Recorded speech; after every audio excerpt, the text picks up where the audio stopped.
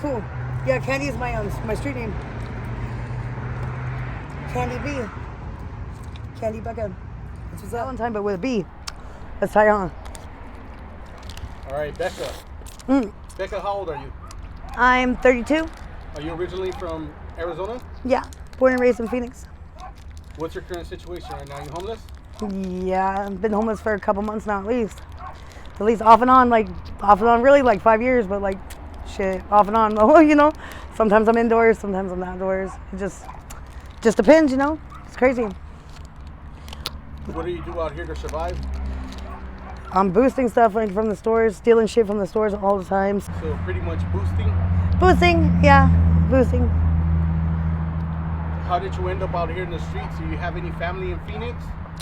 I have a baby girl. Her name's Ambria. She just turned 9 years old this year, but she got taken away from me because me and my baby daddy were arguing a lot and stuff, and fucking the cops showed up, and then CPS showed up, and yeah, I haven't had her back since. And that was already like 7 years ago. She was 2 when they took her from me. Like, that's messed up, man. But my auntie got her. She's in my family still, you know. My auntie got her, so I still get to see her sometimes. But like, my aunt doesn't want me to see her until I'm like, she wants me to get clean. That's good that your kid is with your aunt. That she's still with your family. Yeah, I got lucky with that one. So how is it out here on the streets? Is it dangerous? It's not easy. It's not easy at all. It's definitely dangerous. Like down towards Cass and stuff. Like there's like whole like little like villages of tents. Like people live in tents and stuff everywhere, sprawled out all across the city. All across the city, there's like little tent villages. It's crazy. It's fucking nuts. I never expected to see that. Not ever. You know, that's nuts. Have you ever lived there before? Me personally, no. I've had friends that live there, but I can't. If I'm gonna be homeless, I gotta live by myself. I can't be around big groups of people like that because it just makes me nervous. I have social anxiety, so when I'm around a bunch of people, I can't handle it. I just gotta go. You know what I mean? I don't like a bunch of people. I don't like it. It's crazy. Where do you usually stay at night? Do you have a tent or do you go to shelters? No, I don't go to shelters, and I don't really have a tent. I just hang out with my friends. You know, like a couple of them. You know, like 2 or 3. You know, and then like sometimes my friends let me stay like on the couches and stuff. Yeah. I guess it all just depends on the day. Sorry, my ice cream's like leaking everywhere. I don't want to lose it. It's all good, man. Damn, dude, that's some skill right there. You saw that? Have you ever been locked up out here doing the things that you do, like the boosting and stuff like that? I've been actually extremely lucky with that one. Walmart, I'm terrified of. I won't take from Walmart. They can have all their, but yeah, they caught me twice already, and yeah, I won't fuck with Walmart no more. But I never went to jail from it. I'm real lucky that I had to sign a paper saying I would never step foot into any Walmart, like ever in the whole world, not ever again. That's all they did. I just had to sign a paper saying that I would never go in there. I still go in there. I just don't jack from them no more though. I don't from Walmart. Hell no. That's good, man. Hell yeah, they scared the shit out of me. Fuck that. Walmart. So you didn't get probation, nothing? No, I didn't get nothing at all. Oh, the very first time, but I was only 16. And see, the fucked up part is that when my dad was in there with me, and we were both taking bottles of Jack Daniels and fucking like vodka and shit. So like, yeah, I guess they were more mad at my dad, I guess, than me on that one. But yeah, they still gave me like, I had to do 10 hours community service, and I had went through a miscarriage and stuff. I think that's why they only gave me 10 hours community service. But I mean, I was supposed to be a little bit more than that, but I did pretty good though. It's good. So your dad was boosting out here with you? Is he homeless as well? He was. He moved back to Canada now. He's doing all good. He's doing like way good. I'm the only one in my family that stayed here. Like I went all the way out to Canada to stay with him, and came all the way back here because it was like too boring. I needed more fun, more excitement. Nothing was going on out there? No, I was like big old pregnant and stuff, trying to lay low and fucking. But my dad was bored. He was boring. And what about your mom? My mom, she was staying out here at the time. But now she lives over there in New York, like with my brothers. My whole family moved. I'm like the only one that came all the way back. How was your childhood growing up? Was it a good childhood or was it? I had a pretty decent childhood. I mean, we were dirt poor, but we always had each other, you know? Like dirt poor. Like we were homeless as a whole family, you know? In the parks and stuff, like living. Cause my mom was like pretty obese, like she didn't want to move too much, you know? Like, so she didn't want to work. And my dad was a Canadian immigrant, you know, so he couldn't work because he didn't have no green card or nothing, you know. Where were you guys staying at? We stayed in the park. Yeah, here in Phoenix in the park. Crazy, huh? So you guys were a family of homeless people? I was like 14, 15, 16. We were like that for like 3 years.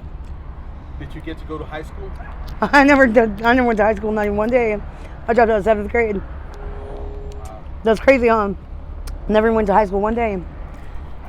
How far did you get in school? 7th. I dropped out of 7th. The last grade I completed was 6th grade. Like literally, I got a 6th grade education basically. So you went to junior high? Yeah, a little bit. Yeah. How was that?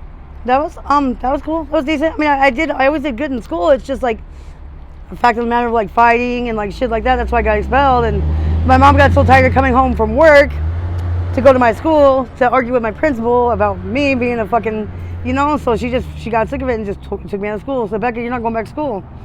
All right, whatever. That's cool. I was always fighting anyway, you know. She just got sick of it. So I just said, okay, fuck it. I don't need to go to school. But I started partying at a really young age. Started partying when I was like 12 years old. Cause like, you know, like that's when, you know, like this dude raped me and fucking like, it was all crazy, man. It went all bad from there. Pre-adolescent. Yeah, but it went all bad from there. Like I just started partying hard on everything, anything and everything I could, you know, just. And what would your mom and dad say? They didn't even know, dude. They didn't give a fuck. They were both working. Like eventually they both got their own jobs, you know. Yeah. So they were both at work. They didn't give a fuck what their kids were doing all day. They didn't even know. They didn't even think about it, I'm sure, you know. How many siblings do you have? I got 2 brothers. And how are they doing? They're doing great, dude. They're both managers of fucking, one's manager of Dunkin' Donuts, one's manager of Goodwill, not Goodwill, I'm sorry, Walmart. And they're both in New York. Yeah, they both made, like, I'm the only fuck up in my family, honestly. I'm the black sheep. And do they know what you're going through right now? They kind of, yeah, they know I'm homeless. They don't know about all the other stuff, though, because, like, I have, like, some pretty bad issues going on, you know, but they don't know about, I don't want them to know about all that, you know.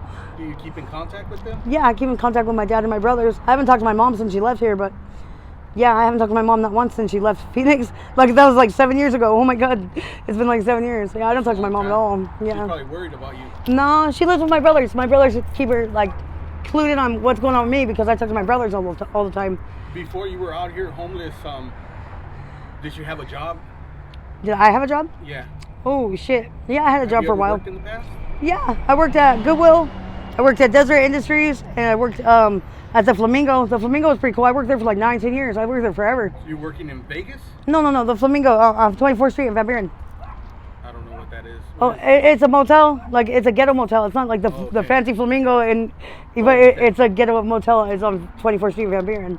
It's here in Phoenix. Okay. Yeah. Did you like those jobs? Goodwill was cool because I was like, yeah, like constantly like jacking shit, putting it in my locker and fucking, I came up on a lot of good stuff there, like for real. Like, yeah, Goodwill was tight. And so is Desert Industries because that's just like a Mormon thrift store, you know, a Goodwill, like basically for the Mormons, you know. So yeah, they even had more high dollar stuff than Goodwill. So I'm like, hell yeah. Like, yeah, I liked working at both those stores. Like, that was badass. And then doing the rooms was pretty cool too because I always got perks out of the, like doing housekeeping at the Flamingo. I always got good perks coming out of those rooms too. Like, I found all kinds of stuff in the rooms, like, you know, just got come ups every day, you know, different stuff. So why don't you try to get a job right now and go back to working a regular 9 to 5? That's a very good question. And you know what? For the last 7 years, I haven't had an ID. I've had a hard time getting my ID, but guess what? I got my ID. I got my paper version right now, and I got my hard version coming in the mail, just like any day now. It should be here any day now. So that's what I was planning on doing. You get those for free, right? What, the IDs? Yeah. No. I had to pay $30.50 for it. I thought it was free if you were indigent, or you were homeless, or didn't. I didn't know that. I didn't know that. No, my friend bought it for me. My friend went and paid for it for me. Oh, okay. Yeah. Actually, it wasn't even my friend, just some random ass dude that I met. But he's like, "Hey, I'm gonna buy your ID. You need your ID." I was like, "That's cool." That's right? Nice. That's really cool. One of the nicest things someone has done for you out here in the streets. Oh my goodness. Okay, I was stranded out on Beardsley and the freeway. I was crying my eyes out. I had no way to get anywhere. And for some reason, I had a big old metal bucket full of change. I couldn't even carry it. It was so heavy, I had to drag it down the street. But I tried to call a taxi. I was going to pay him with the change. They got so mad at me. They drove off. They said, no, hell no. You can't pay me in change. You know what the hell's wrong with you, crazy lady? So they drove off and left me there on the corner crying. And this woman pulls up in an Escalade and gives me a $100 bill. That was pretty cool. All right, well, hey man, thank you for sharing your story. I really do appreciate it. Are you okay with me sharing this on my YouTube channel and social media? Absolutely, of course. And just in case somebody wants to reach out to you with any sort of help or donations, do you have any contact information that you want to share, like an email or Yeah, Facebook or anything? Rebecca Ballantyne, Ballantyne with a B, BALLANTYNE, 11 at gmail.com. All right, thank you, Rebecca. Thank you.